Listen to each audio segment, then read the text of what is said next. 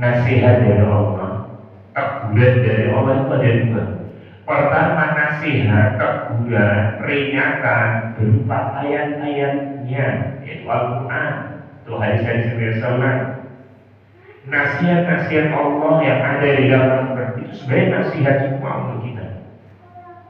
Tapi kadang-kadang banyak manusia yang dengan ayat-ayat Allah itu tidak tergerak dan tidak ternasihati, sehingga Allah akhirnya turunkan peringatan yang kedua. Peringatan apa? Itu perubahan alam, peringatan berupa musibah, berupa bencana alam misalnya.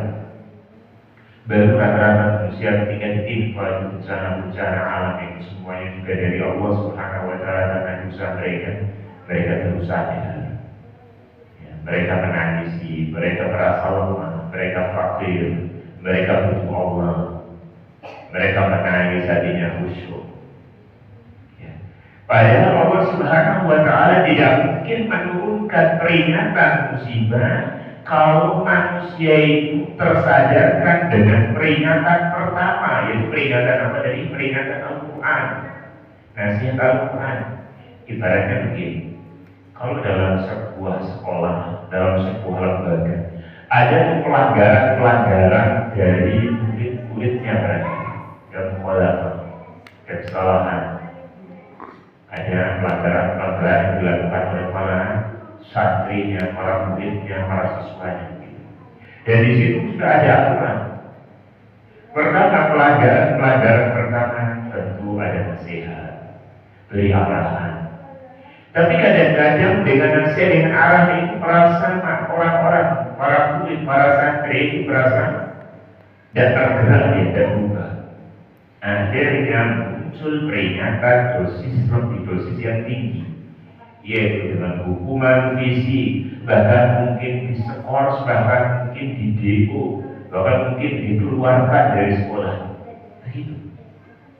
Peringatan Allah berupa musibah. Musibah itu apa sih? Musibah itu bencana alam. Musibah itu harta kita ini bangkrut, hancur. Musibah itu adalah penyakit-penyakit yang menimpa kita. Musibah itu adalah keluarga yang mungkin tidak seharmonis dulu lagi. Itu semua peringatan dari Allah. Allah tidak akan memberikan peringatan dosis tinggi kalau peringatan berupa Al-Quran, dia tersadar, dia kembali kepada Allah Subhanahu wa Ta'ala. Ala dzikrillahi tatma'innul qulub.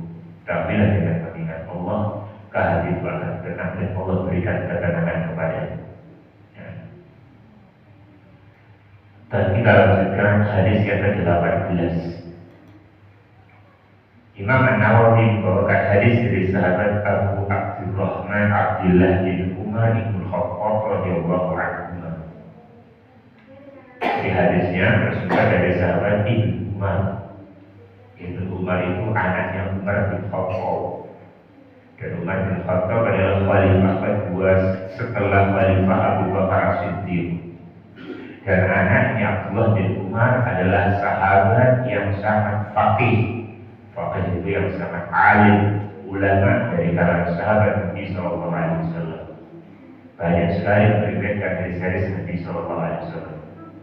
Dan kebahagiaan orang tua kalau punya anaknya berhasil, anaknya alim, anaknya mumpuni dalam ilmu agama, bahkan jadi rujukan manusia, itu kebahagiaan yang luar biasa.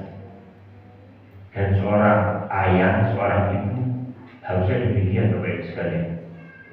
Kebahagiaan yang sebenarnya adalah ketika berhasil mendidik anak yang soleh dan solihah, berbakti kepada ayah ibunya, itu kebahagiaan tersendiri. Hafid Al-Quran, menjadi imam di masjid kabir, di masjid besar, yang ditokohkan oleh masyarakatnya, itu adalah suatu kebanggaan bagi orang tua. Harusnya lebih bangga dibandingkan mungkin anaknya dapat beasiswa di negara-negara barat, dan dapat beasiswa S1 dapat di Perancis, di Jerman. Berarti kalau anaknya sekolah dapat beasiswa ini. Sementara kalau anaknya model kadang-kadang tidak bangga. Soalnya kalau model itu alternatif. Kalau gagal di sekolah-sekolah yang favorit, ya wis mondok aja nah. Seolah-olah pondok itu bengkel anak, ada seperti itu. Ya kita butuh kesadaran para orang tua bahwasanya seharusnya yang menjadi utama adalah pondok. Banyak orang-orang besar itu menjadi orang besar dan berawal dari mereka terdidik dari ilmu agama. Baik, kembali kepada hadis. Jadi hadis ini bersumber dari Abdullah ini anaknya Umar bin Khattab. Ani Nabi sallallahu alaihi wasallam meriwayatkan hadis dari Nabi sallallahu alaihi wasallam. Qala kata Rasulullah sallallahu alaihi wasallam, "Inna Allah azza wa jalla yaqbalu taubatal 'abdi ma lam yugharghir." Sesungguhnya Allah Subhanahu wa ta'ala akan menerima taubat seorang hamba, siapapun hambanya, kapan? Malam yugharghir, selagi belum gharghara. Berarti Bapak Ibu